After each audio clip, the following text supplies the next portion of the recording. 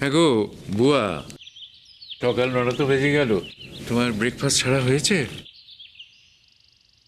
না বাবা, দিয়ে দেবে নিশ্চয়ই। আচ্ছা, ব্রেকফাস্ট হয়েছে কিনা জিজ্ঞেস করছেন? মিঠু এসেছে? মিঠু না এলে তোমার স্বামীকে তুমি ব্রেকফাস্টটা করে দেবে না? মিঠুকে দিতে হবে। একটা ছোট রান্নাঘরে যে দুজনকে অ্যাকোমোডেট করা যায় না, সেটুকু সেন্স তো আপনার থাকতে হবে। সেক্ষেত্রে আমি মিঠুকে ছাড়িয়ে অন্য লোক নিতে পারতাম, কিন্তু তাকে তো বা ছাড়ানো যাবে না, সে তো আসর জাঁকিয়ে বসেছে। তাকে ছাড়ালে তো মহাভারত অশুদ্ধ হয়ে যাবে। সে খালি নিজে থাকবে না, সে নিজে থাকবে, সাঙ্গুপাঙ্গু নিয়ে থাকবে, অন্যায় আবদার করবে। আমি যে সকালবেলা ঘেঁষাঘেঁষি করে রান্নাটা করব, সে উপায় তো নেই। সকাল থেকে তো রান্নাঘরটা দখল করে নিয়ে বসে আছে। বাবা, আপনার জল খাবার দিয়েছি, আসুন। আরে সকালবেলা থেকে তুমি ওই রান্নাঘরটা দখল করে রেখেছো বলে ও নাকি বুয়ার খাবারটাই তৈরি করতে পারেনি। আর তুমি খাবার করে দিলে ওর তো গায়ে ফসকা পড়ে যাবে। এ তো ভারী জ্বালা হলো দেখছি। সকাল 9টা বেজে গেল, এখন আমার ছেলেরা জল খাবার পেলো না। অবশ্য তোমার কাছে এসব আশা করা মানে বাতুলতা। বাবা, বলছিলাম যে আমি কিন্তু আপনাদের সকলের জন্যই জল খাবার করেছি, মানে খাবার অনেক আছে। আপনি যদি চান আপনার ছেলেকেও নিয়ে আসতে পারেন। না, কখনো না। ও যদি মনে করে এভাবে ও কাউকে হাত করবে, সেটা আমি কখনো এলাও করব না। এখন রান্নাঘরটা খালি হয়েছে, আমি গিয়ে ওর রান্নাটা করব। আচ্ছা বুয়া, বৌমা খাবারটা তৈরি করেছে, তুমি খেতে যাবে না? হ্যাঁ, বাড়িতে যখন টেবিল একটাই তখন সেখানেই তো বসতে হবে। তবে আপনার বৌমাকে বলে দিন আমার জন্য কষ্ট করতে হবে না, আমার জলখাবার জুন বানিয়ে দিতে পারবে। 26 বছর পর আমার হাতে হঠাৎ গ্রহণ লেগে গেছে বাবা। এখন আমার হাতের খাবার খেতে আপনার ছেলের অনেক অসুবিধে। জোর করবেন না, আপনার ছেলে যেটা ভালো মনে করে সেটাই করুক। বাবা, 9টা পর্যন্ত যখন জলখাবারটা পাওনি আর মা খাবারটা তৈরি করে ফেলেছে, তখন মায়ের হাতে খাবারটা খেয়ে নিলে কি খুব মহাভারত অশুদ্ধ হয়ে যাবে? না মা, 9টা পর্যন্ত যখন অপেক্ষা করতে পেরেছি আর 10 মিনিট অপেক্ষা করতে পারো। জুন, তুমি কি খাবারটা বানাতে যাবে? খাবার তো বানাতে যেতেই হবে, বাড়িতে তো এখন কাজের লোক বলে কিছু নেই, তো সেই জন্য খাবারটা আমাকেই বানাতে হবে। তোমার অসুবিধা থাকলে নাই বানাতে পারো। মা তো বলছে খাবারটা তৈরি হয়ে গেছে, শুনতে পাচ্ছ না কেন? তোমার সঙ্গে তো আমি এখানে কথা বলছি না। নাই বলতে পারো, আমি তোমার সঙ্গে কথা বলছি। আমার পাপার সকাল 8টার মধ্যে ব্রেকফাস্ট করার কথা, এখন 9টা বাজে। এতই যখন দরদ, তখন বাবার ব্রেকফাস্টটা তুমি নিজের হাতে কেন বানিয়ে নিলে না মা? তুমি আমার ভরসায় কেন থাকলে? আমি তো তোমাদের বাড়িতে বাইরের লোক, তোমরা সব নিজের লোক, কাছের লোক। তাহলে তোমার মাই বা 9টা বাজালো কেন ব্রেকফাস্টটা বানাতে? আমার হাতে যদি দায়িত্ব থাকতো না জুন, আমি 8টা নয় 7:30টার মধ্যেই জলখাবার বানিয়ে দিতাম। কিন্তু আমার হাতে তো কোনো দায়িত্ব নেই, তাই জলখাবার বানানোর দায়টাও আমার নয়।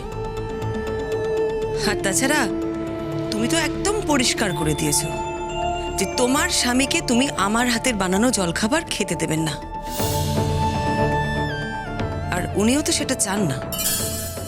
ভয়ঙ্কর রকম চাই শ্রীময়ী, ভয়ঙ্কর রকম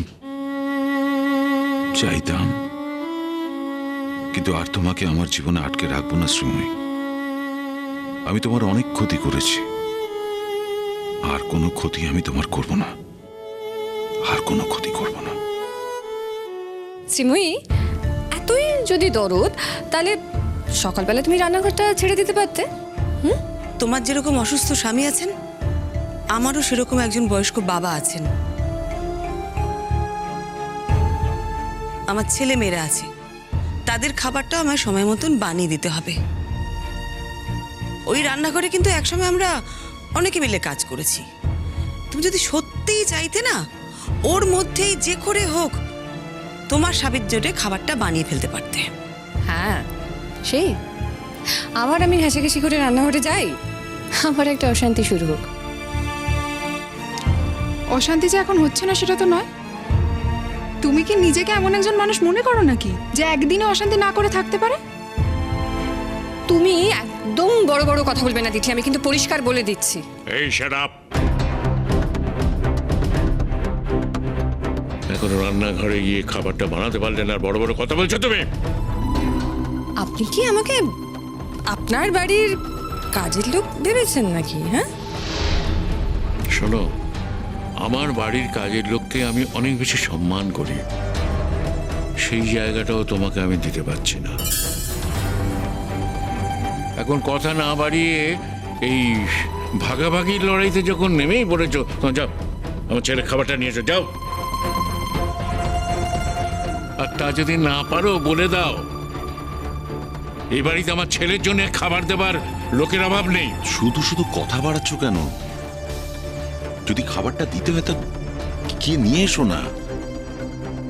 এক গ্লাস হেলথ ড্রিঙ্ক, দুটো পাউরুটি তো। আমি টেবিলে গিয়ে বসছি। টেবিলে বসার কি দরকার? তুমি ঘরে যাও, আমি ঘরে গিয়ে খাবার দিচ্ছি। না, আমাদের এই বাড়িতে ঘরে বসে কেউ খাবার খায় না। এ বাড়িতে তো অনেক কিছুই হয় না, কিন্তু এখন এখন তো আবার অনেক কিছুই হচ্ছে, তো এটাও হোক। আই এম সরি জুন, যা আজ পর্যন্ত এই বাড়িতে আমি কখনো করিনি, এই বয়সে এসে নতুন করে আমি শুরু করতে পারবো না।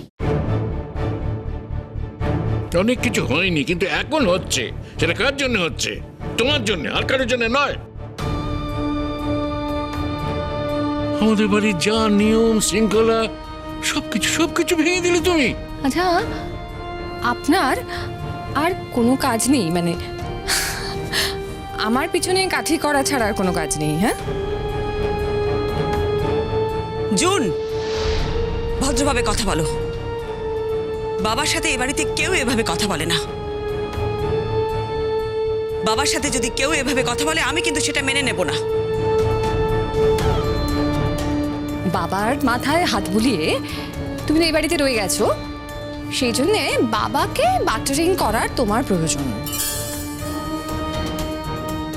আমার কিন্তু বাবাকে বাটারিং করার কোনো প্রয়োজন নেই। না না না, তা তোমার করতে হবে না, তা তোমার কোনো প্রয়োজন নেই। তুমি বাটারিং করে যা করণীয় সব তো করে ফেলেছ, আর কোনোই প্রয়োজন নেই তোমার বাটারিং করার। শোনো, আমার বৌমাকে আমি জোর করে এ বাড়িতে আটকে রেখেছি। ওই মেয়েটা শুধু আমার জন্য এ বাড়িতে পড়ে আছে। তার মেয়ের এখনো উপযুক্ত বয়স হয়নি, হলে সে কিন্তু এর ভেতরে এ বাড়ি থেকে চলে যেত।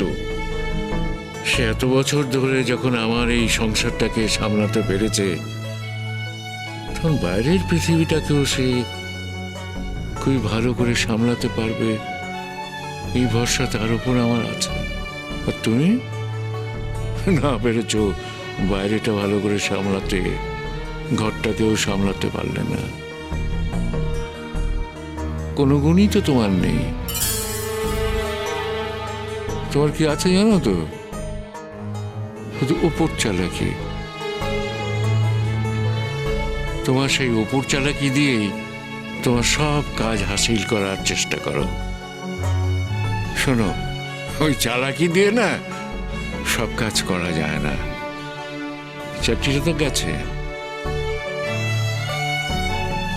এটা চাকরির ক্ষেত্রে সততার প্রয়োজন হয়, মানে কোনো নিয়ম মানতে হয়।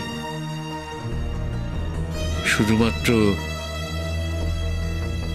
বসের সঙ্গে অন্তরঙ্গতাই টিকে রাখা যায় না। এখন বোধহয় তুমি যেটা বুঝতে পেরেছ। বাবা, এখন এসব কথার কোনো দাম আছে? কথা উঠলেই কথা উঠবে। তুমি ওকে চুপ করতে বলো, তাহলে এ বাড়িতে কোনো কথা উঠবে না। কিন্তু ও যদি মনে করে থাকে কথায় কথায় আমার বৌমাকে অপমান করবে, সে তো আমি হতে দেবো না। আমি থাকতে সেটা কখনোই হতে দেবো না। তুমি তোমার স্ত্রীর সম্মান নিয়ে কোনোদিন ভাবনি বলে আমি আমার বৌমার সম্মান নিয়ে কোনোদিন ভাববো না, তা তো হতে পারে না। শোনো বুয়া, তুমি আর আমি তো মানুষ এক নই, সেটা তো প্রমাণ হয়েই গেছে। হ্যাঁ, আমি তো পৃথিবীর নিকৃষ্টতম মানুষ। হ্যাঁ, আমি ভীষণ খারাপ, এটা প্রমাণ হয়ে গেছে। আচ্ছা, একটা হাতমোড়াকে আর কত মারবে বাবা, বলো তো, কত মারবে? বাবা, এবার রেহাই দিন না, অনেক তো হলো। আর এই সমস্ত কথা বলার কি দরকার? আপনি দয়া করে খেতে বসুন। রোহিতদা তোমার জন্য হেলথ ড্রিঙ্ক দিয়ে গিয়েছিলেন। আমি না হয় হেলথ ড্রিঙ্কটা বানিয়ে দিই, আর জুন তোমার জন্য টোস্টটা করে দিক।